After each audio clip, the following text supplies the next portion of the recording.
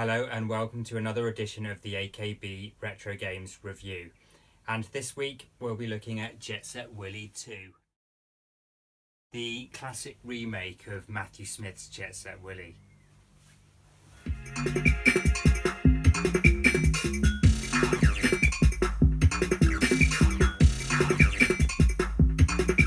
It all started in 1983 with a game called Manic Miner. While prospecting down Surbiton Way, miner Willy stumbled upon an ancient, long-forgotten mine shaft. On further exploration, he found evidence of a lost civilization far superior to our own, which used automatons to dig deep into the Earth's core. After centuries of peace and prosperity, the civilization was torn apart by war and lapsed into a long, dark age. Nobody thought, however, to tell the mine robots to stop working, and they have accumulated a huge stockpile of valuable metals, so it says in the inlay. The game has 3 keys, left, right and jump. Although quite simple in its format and execution, the game had a huge playability factor and became a big hit. The game required pixel-perfect precision, but had a nicely balanced learning curve, although not many people could get past Eugene's lair. Roll on Jet Set Willy. Once again written by Matthew Smith and released by Software Projects in 1984. Miner Willy, intrepid explorer and nouveau riche socialite, has been reaping the benefits of his fortunate discovery in Surbiton.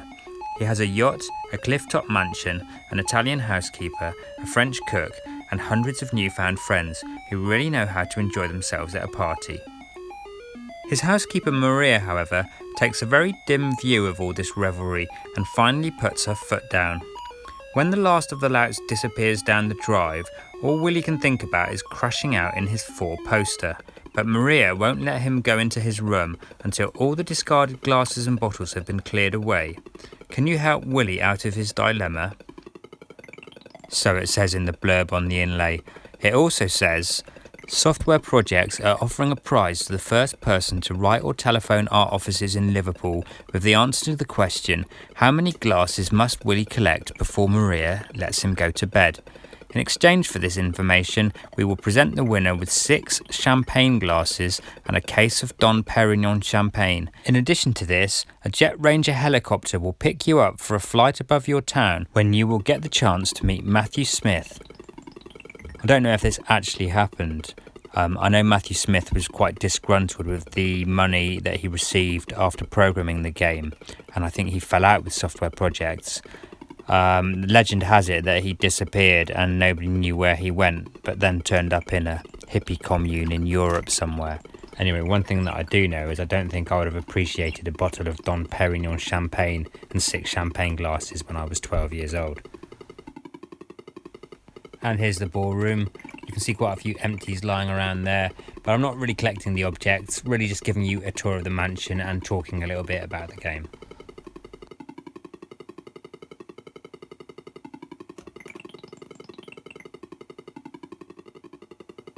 And here's the cold store, which is a little bit sluggish in the original Jet Set Willy. One of the things that they did with Jet Set Willy 2 is improve the way the game plays. So although Matthew Smith wasn't the best programmer out there, he certainly had a bit of a wild imagination, and I just love all the different creatures that feature in this and the different rooms, and there's something about it that really feels like it exists in the 8-bit world of the ZX Spectrum.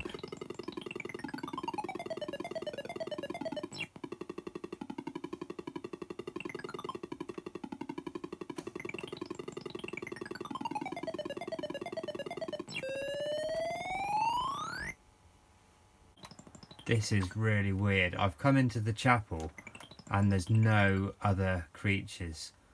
There's no big scary ghost head. Sorry, that was really weird. I'd never experienced that before in the chapel. Some kind of bug.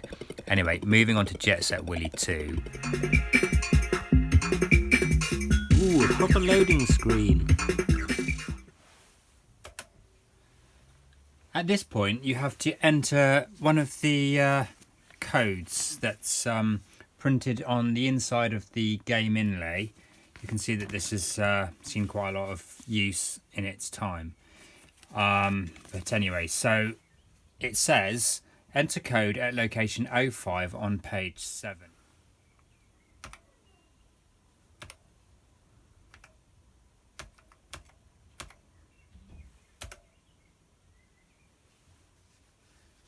Whoops. This feature was included to stop software piracy. You couldn't play the game with a simple cassette copy. You had to have the colour code chart.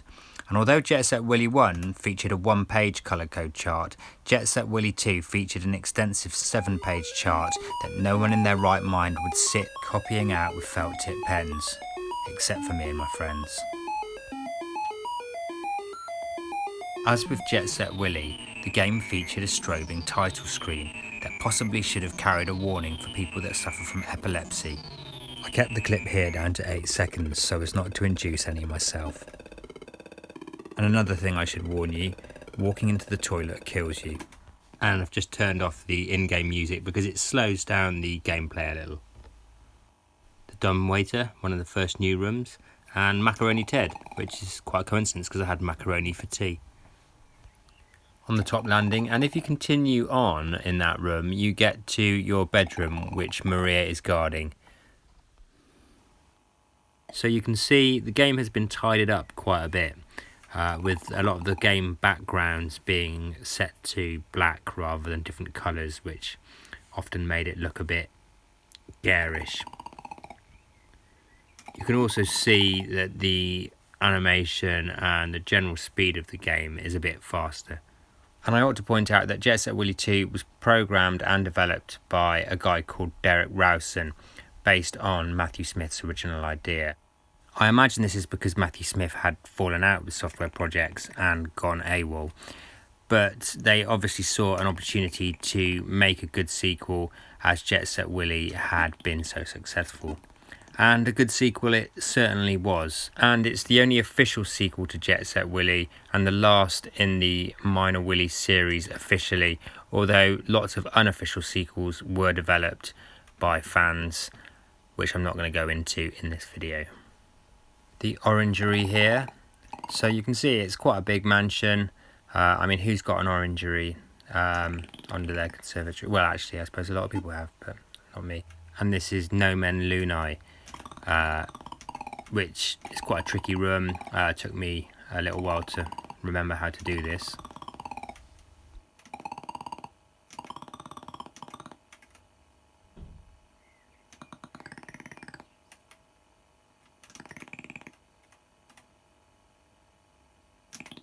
Oops.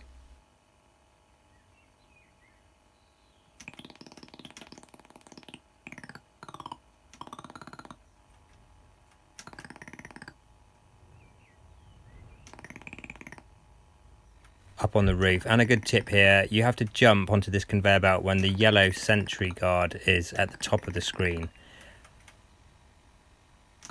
All about timing, really. Must perform a quirky fleek. Always amused me, that room.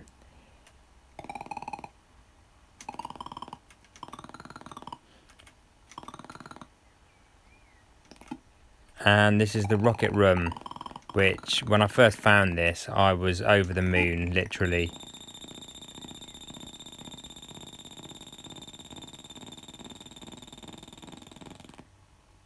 And here we are in space, and notice Willy now has a little space helmet, and I think there's about 25 rooms in space.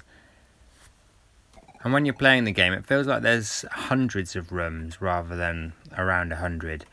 I'm not sure officially how many there are, I ought to look that up. And there are so many different routes in the game that you can take, and it's that free roaming nature that Matthew Smith came up with in the first Jet Set Willy, as opposed to the more linear nature of Manic Miner, that makes it really fun and enjoyable to play and explore. Okay, let's give it some ratings. Graphics. 9. I think what's important here is the creativity that's gone into the game and designing the sprites. The ballerina dancing bunny rabbit, Maria, Jet Set Willy himself with his quirky little walk. It's not impressive. They didn't go out to blow people away with the graphics, but what they did worked really well. Sound, well, this could actually be a bit of a contentious issue because I turned off the in-game music, but that doesn't mean that I don't like it. Quite a catchy little ditty. I can't remember which classical piece it is based on, but yeah, it kind of works. And the sound effects, though sparse, they serve a purpose. And over the years, I've become quite attached to them. 7. Playability, 10. This has to be one of the most playable ZX Spectrum games. While ironing out a lot of the bugs in Jet Set Willy, it also added a lot more fun. Overall, you know I'm going to give it 10. I absolutely love this game. Yeah.